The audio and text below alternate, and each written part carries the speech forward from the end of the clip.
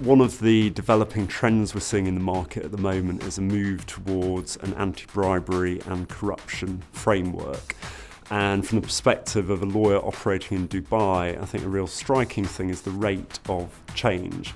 Even over the last 5 years, you can see the amount of investment that companies have made into safeguarding against compliance-related risks. And I think one of the key risks is this risk of extraterritorial enforcement, particularly by the US and the UK regulators, so the SEC, the DOJ, the SFO. And I think historically there may have been a perception that their reach didn't really extend outside of their home jurisdictions or outside of Europe, for example. But we've seen in recent years numerous examples of FCPA enforcement actions being pursued in respect of activities in the Middle East.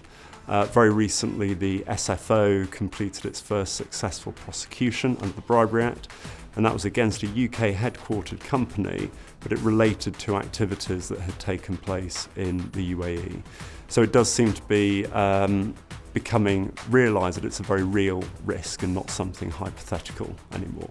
A lot of companies have been investing in skilled compliance officers, which is superb, and then being able to demonstrate, if you do find yourselves in the crosshairs of the regulators, being able to demonstrate that you have done everything you can to prevent bribery and corruption in your organisation, and also have a plan to make sure that if somebody blows the whistle on bribery or corruption in the organisation, you have a very clear response plan and you're not coming up with it on the hoof. Another trend we're seeing in the dispute resolution field is that more and more disputes seem to be going to a final hearing, and ordinarily a dispute would settle, or most disputes tend to settle before you get to a final hearing.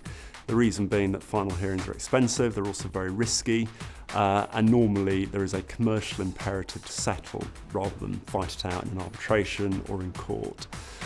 The key challenge in this market is liquidity, and to settle you need money, and you need money in the bank and you need it today.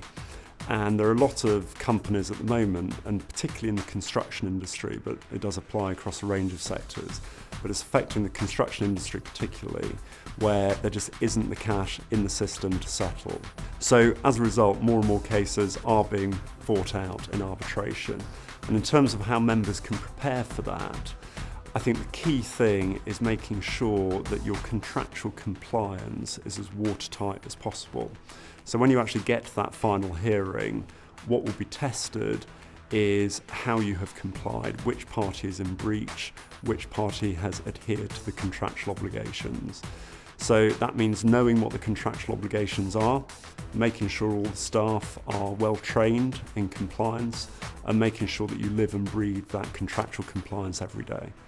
Another question we're being asked quite a lot by our clients is in relation to Brexit and discussing the legal implications and the legal risk implications of that.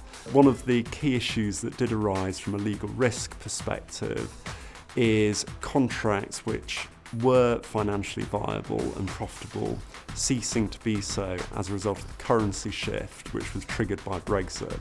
So a 20% reduction in the pound. For certain contracts, that means that they will cease to be profitable. And when you're in that position, the best interests of your business are served by seeking to renegotiate. Whether you can do that depends on the contractual mechanism that you've got in your contract to enable you to do so. And we've seen some disputes arise as a result of that. Obviously, we don't know how Brexit is going to play out yet. Depending on how it does play out, there could be another significant movement. I think the important thing is, if you do have one of those contracts which could be impacted by a significant currency shift, to make sure that you've got the mechanism within your contract to give you the flexibility to keep your arrangements profitable.